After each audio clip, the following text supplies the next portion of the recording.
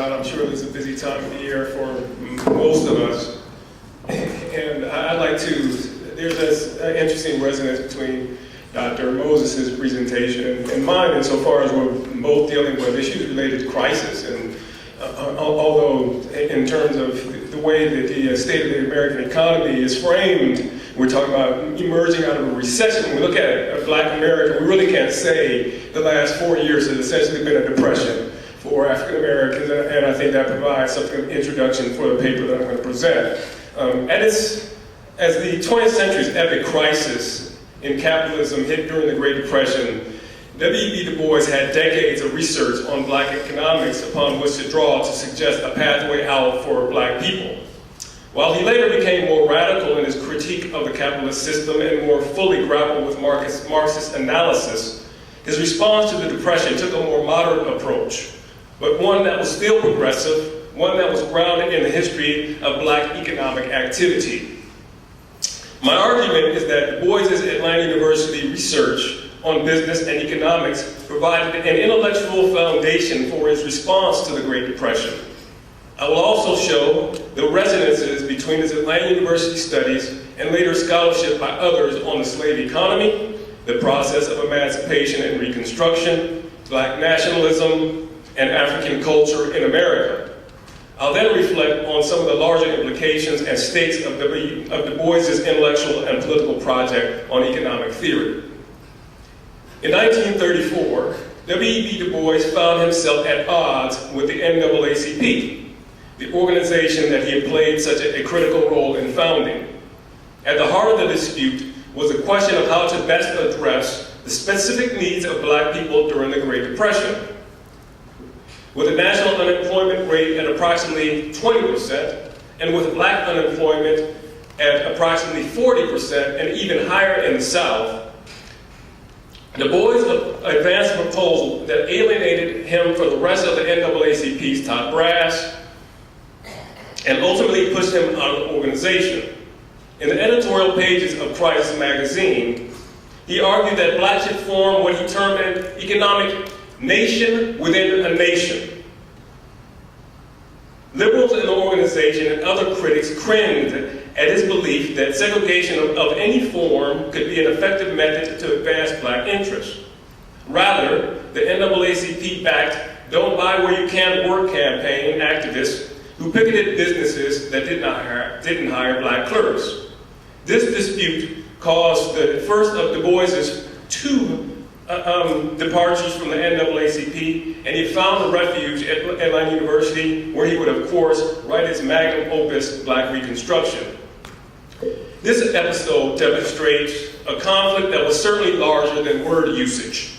Rather, it demonstrates how Du Bois had developed a fundamentally different worldview and approach to political economy than his liberal counterparts. It was a worldview that in some ways was a logical extension of his work here at the Atlanta University Center. Du Bois' 1899 study, Negro in Business, is a clear reflection of his commitment at the time to the scientific study of the race problem. Having embraced this approach while a graduate student in Germany and having applied it in his sociological work on the Philadelphia Negro, he brought this intellectual strategy with him to the South in his Atlanta University studies. As he writes about in his autobiography, he believed that scholars could make a rational case about the race problem, and by virtue of those arguments could foster social change. For Du Bois, science was the way. And in his 1899 pamphlet was a venture into the science, some call it the dismal science, of economics. His method was to have researchers canvass the country to assess the location, type, age, and capital accumulation of Black businesses. And the results were a set of charts and tables on Black business performance at the turn of the 20th century. And while this is interesting information and will be of use to any student of Black economics in the Jim Crow South, what happens in his interpretation and in his use of personal narratives is of particular interest. First, Du Bois argued that the 13th Amendment didn't give birth to Black economic actors. Rather, Black folks could trace their interest in trading from Africa through the antebellum period to the late 19th century. Quote, "The African Negro is a born trader," end of quote. Du Bois also noted that slaves traded, bartered, and held property. Second, he pointed to the place of black cooperative enterprises.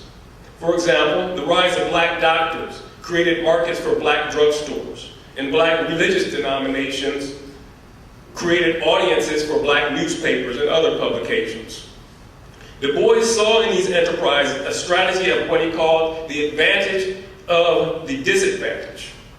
And third, by incorporating the testimony of black business owners, he went beyond abstractions like business and economics and kept in mind that his work was about people whose stories of economic struggle in the face of undercapitalization demonstrated that the legacy of slavery, not black character defects, largely explained black poverty and financial struggles.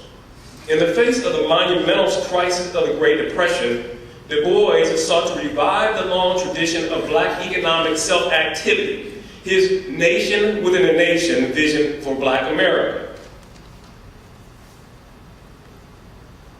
Please excuse me. Okay. His 1907 study on economic cooperation among Negro Americans provides an even better, more comprehensive intellectual basis for the nation within a nation strategy. This text provides a much more lengthy and in-depth historical background on black economic activity, and the section on emancipation is particularly insightful. He points to the reports of Freedmen's Bureau Director General O.O. Howard about the cooperative efforts of freedmen and women to buy land and improve property in the wake of the Civil War. This study also accounted in very intricate detail the assets held by black institutions, including churches, mutual aid societies, insurance companies, schools, and others.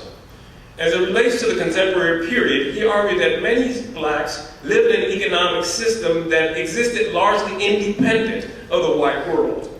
In this closed economic system, black people exchanged goods and services to each other exclusively. In what he termed a group economy, black business people and professionals, from barbers to doctors to lawyers to druggists, catered exclusively to black clients. So when Du Bois argued that blacks should develop an economic nation within a nation at the time of the Great Depression, he was not drawing upon an abstract idea, but rather had specific institutional and personal reference points. Now, let me turn to matters related to intellectual history. While late in his life, he would make the case that Freud and Marx offered some of the greatest intellectual insights into the race problem and place of black people in America, we cannot, of course, explore black America without Du Bois. His Atlanta University studies on economics and business anticipate a wide range of 20th century scholarship on the black experience. At a time when U.B. Phillips and his plantation school dominated the scholarship on American slavery, and he argued that Africans brought nothing of value to the Americas, Du Bois claimed, as stated earlier, that the African Negro is a born trader. More significantly, he makes a case that a cooperative approach to the Americas was one of the contributions of Africans to the Americas. A communal ethos, this communal ethos that provided both material and spiritual riches to America. Du Bois also prefigured the scholarship on what has been termed both the slave's economy.